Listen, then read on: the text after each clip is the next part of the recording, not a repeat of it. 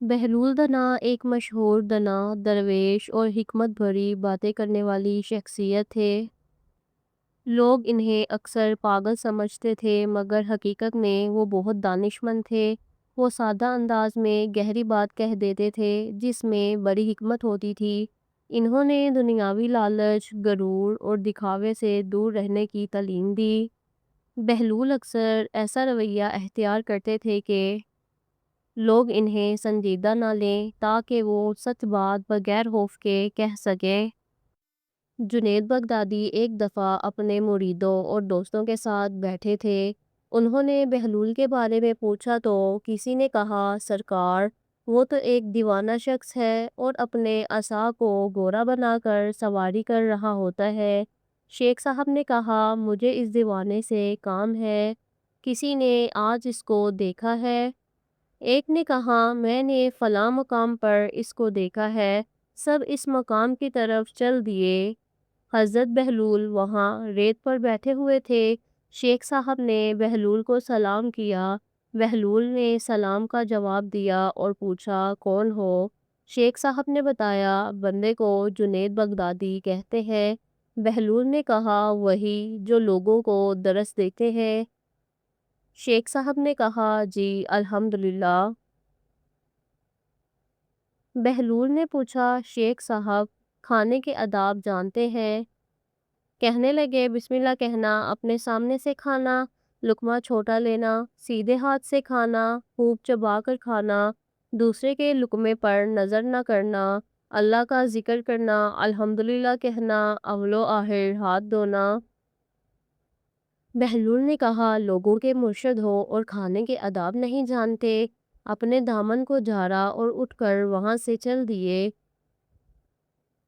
جنید بغدادی بھی پیچھے چل دیے۔ مریدوں نے اصرار کیا، سرکار وہ دیوانہ ہے، لیکن شیخ صاحب پھر وہاں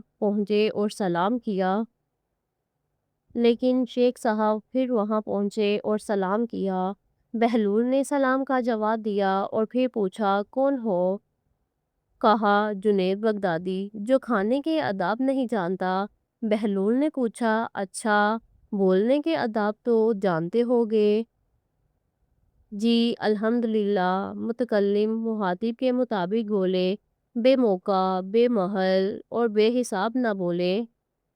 بہلول نے کہا، کھانا تو کھانا، آپ بولنے کے آداب بھی نہیں جانتے۔ بہلول نے پھر دامن جھاڑا اور تھوڑا سا اور آگے چل کر بیٹھ گئے۔ جنید بغدادی پھر وہاں جا پہنچے، سلام کیا۔ بہلول نے سلام کا جواب دیا، پھر وہی سوال کیا، کون ہو؟ شیخ صاحب نے کہا، جنید بغدادی، جو کھانے اور بولنے کے آداب نہیں جانتا۔ بہلول نے، اچھا، سونے کے آداب ہی بتا دیں۔ کہا، نماز عشاء کے بعد ذکر و تسبیح، سورہ اور وہ سارے آداب بتا دیے جو روایات میں ذکر ہوئے ہیں۔ بہلول نے کہا، آپ یہ بھی نہیں جانتے؟ اٹھ کر آگے چلنا ہی چاہا تھا کہ شیخ صاحب نے دامن پکڑ لیا اور کہا، جب میں نہیں جانتا تو بتانا آپ پر واجب ہے۔ بہلول نے کہا، جو آداب آپ بتا رہے ہیں وہ فیرا ہے اور اصل کچھ اور ہے۔ اصل یہ حقیقت ہے کہ جو کھا رہے ہیں وہ حلال ہے یا حرام۔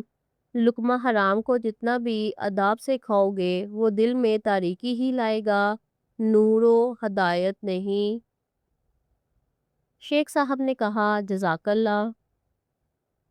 بہلول نے کہا، کلام میں اصل یہ ہے کہ جو بولو اللہ کی رضا خوشنودی کے لیے بولو۔